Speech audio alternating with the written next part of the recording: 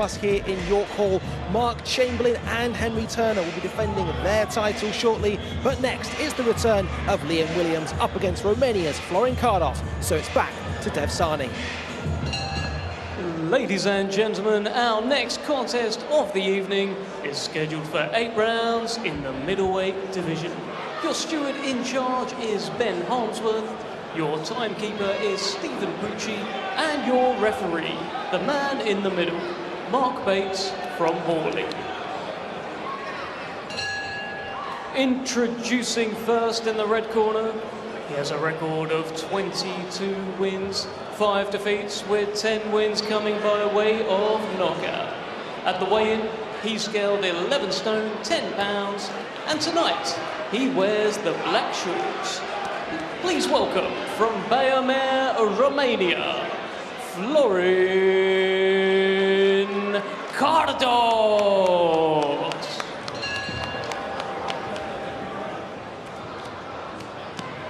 And across the ring in the blue corner, he has a record of 24 wins, 4 defeats, 1 draw, with 19 big wins coming by way of knockout.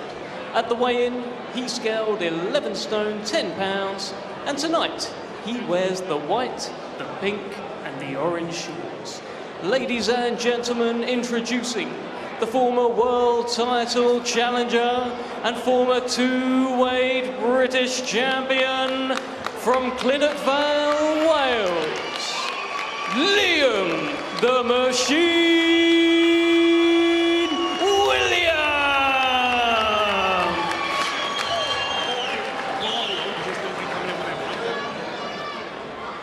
Okay, gents, listen, when I tell you to break, you need to take a step back immediately.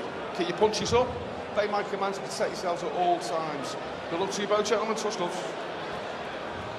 So this is the first time we've seen Liam Williams in the ring for more than a year. He should have been fighting Hamza Shiraz at the Copper Box next weekend, but the injury to Shiraz means he's a week early here at York Hall in a rust remover against the Romanian Florin Cardos. It's good to see him back, Richie. Good to see him back, and I think it'll work out better for him that he gets a few rounds under his belt before he fights Shiraz, to be quite honest, because that's a tough fight, and he needs the round, does Liam Williams.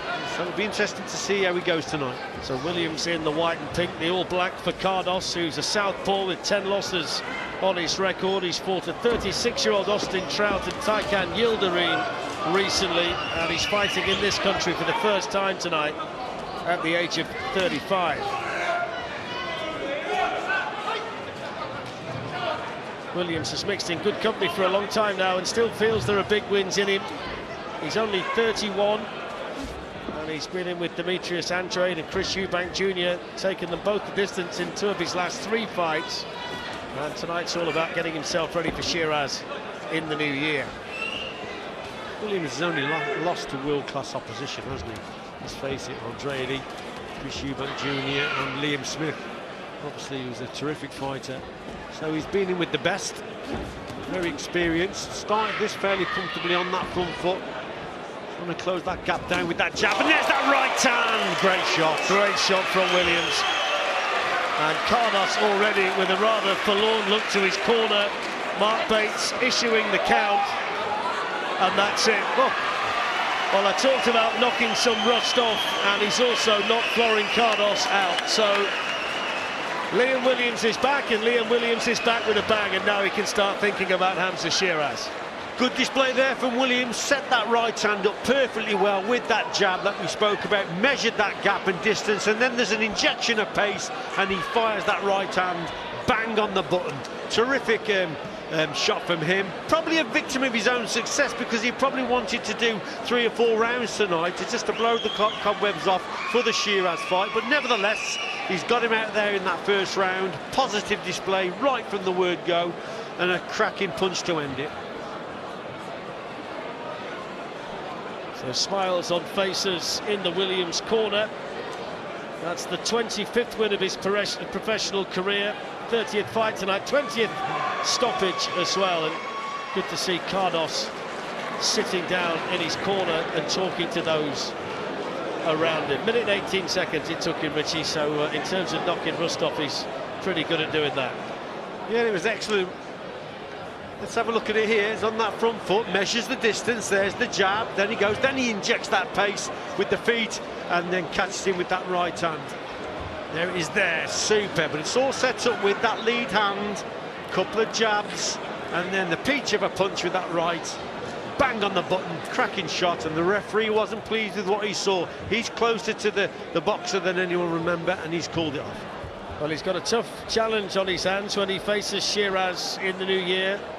And the winner of that fight may well be in line for a world title shot. And Shiraz was as good as we've ever seen him when he stopped Mitrofanov on the Usyk Dubois undercard in Wroclaw in the summer. And now we can look forward to that fight in the new year. Liam Williams is back. Let's get confirmation of the result from Dev. Ladies and gentlemen, at the time of 1 minute 17 seconds in the very first round, your referee, Mark Bates, calls a halt to this contest. Therefore, your winner by TKO, Liam the Machine Williams. So Liam Williams back with a bang, and Radzi, that's just about as well as you can throw that right hand. I mean, it was a beautiful right hand. 364 days he had out of the ring. He managed to get the job done in 78 seconds. Carl, is that almost the perfect scenario, or actually would he have liked to have got a couple of rings under his belt? That's the perfect way to do it, I think. With, you know, you don't want to risk getting cut, you don't want to risk hurting your hand. With a big fight on the horizon against Hamza Shiraz, I think that ideal. It was a lovely long right hand that he landed with. Yeah, obviously Hamza Shiraz is going to be a much more difficult opponent, but it's been a payday for him.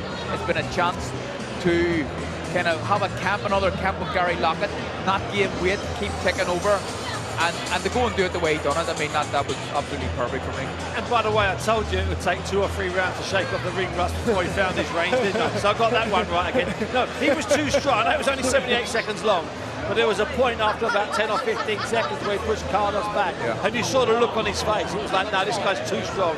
And he just looked too physically strong. Everything he threw, even shots that just landed on Cardos' gloves, you could see they were hurting.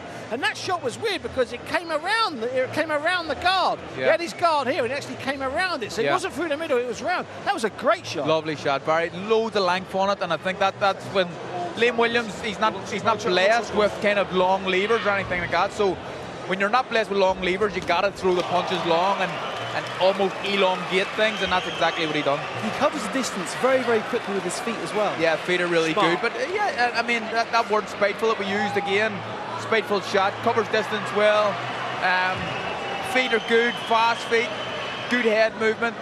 I mean, he's a fighter that I've always liked, and yeah. You mentioned Gary Lockett. Obviously he moved away from him and has gone back to him. He spent time with Adam Booth, Dom Ingle. How important actually is it for somebody like him to go and experience other camps, other trainers? I don't know if it is that important, if I'm being honest. He's back with Gary Lockett, so obviously he's seen, you know, the stuff that was working with Gary Lockett when he was with him previously. He's like that, and he's went back to him. Maybe home comfort's back in Wales as well. Gary Lockett's a fantastic coach, someone who I think is probably an underrated coach, if I'm being honest. And I think they're the perfect team. He went on the road, he tried some training camps, he tried living away from home, he was missing home as well, and then he's ended up with Gary Lockett. But during the stop with Dom Ingle up in Sheffield, in Winkerbank, at Brendan's famous gym, and during his time with Adam Booth, he would have picked up loads and loads of things. And you know what? That's what he looks like. He looks like a really seasoned middleweight. Only the best middleweights, okay, this is a warning to Hamza Shiraz, only the best middleweights right now are going to beat Liam Williams. Let's get that right. And I'll tell you what a statement to make for Hamza Shiraz, as Steve just said there. Perfect comeback for Liam Williams. Let's hear what he says. He's with Becky now. Yeah, Liam, congratulations. That was a bit of a blink and you miss it. How did you feel in there? Yeah, it was over quite quickly, wasn't it? But it's just one of those things. Caught him with a clean shot and down he goes, game over. But I'm a little bit gutted, to be honest with you. I was planning to get, you know, a couple of rounds, blow some cobwebs off. It is what it is, you know. It happens like that with most people. Once I hit them clean, they really get back up. So, you know, I'm just happy to get the win, however it's come. Yeah, I know you wanted to get rid of a bit of ring rust, as you said there, but was it like you've never been away? Yeah, you know, it was one of those things. I didn't really get too much time to get into the fight and get a feel for it properly. But yeah, it's one of those. It was a good win, and that's that. I'm happy. Just talk us through what you did manage to do in there. just landed a couple of good shots and that was it. But it was my 20th knockout tonight, 30th fight, 20th knockout. So the streak continues. Oh. Yeah, you were saying there you felt like you hadn't really even unloaded it. Yeah, I did. If you just watch it back there, I think it's going to play again. Yeah, I didn't really load up with it all that much. Don't get me wrong, I threw a bit into it, but as soon as I hit him, I knew it was game over. He wouldn't get him back up. He just face planted on the floor. So. Look, I know this wasn't the fight that you were expecting tonight, obviously, with Hamza Shiraz having to rearrange with his eardrum, but could this actually prove, I know you didn't get much time in there, but better preparation for that fight almost? Yeah, you know, it was a case of I completed a full camp. I got in and I done the weight cut, the refuel, you know, just like getting to the venue tonight, have my hands wrapped. It's all just part of the process, and then it's good just to get that camp out of the way now before hopefully we can reschedule Hamza Shiraz in February or March, whatever it is, but I'll be ready whenever. So what happens between now and then? Do you go back into a camp already for prep, or do you wait for an official date? What's your plan? Yeah, I'm obviously going to wait for a proper date, but I'll take a week or two off now because I've been training. It's been 364 days since I boxed. It was the 25th of November last year, so it's a day shy of a year, and I've been training pretty much the whole time. So to be honest with you, I do need a week or two break, just doing nothing, being fat and chilling out. But yeah, we'll be ready come early to mid-December. All right, Liam, thank you so much for talking to us. Enjoy your break, and we're really looking forward to the Shiraz fight. We'll see you then. Thank you. We really are looking forward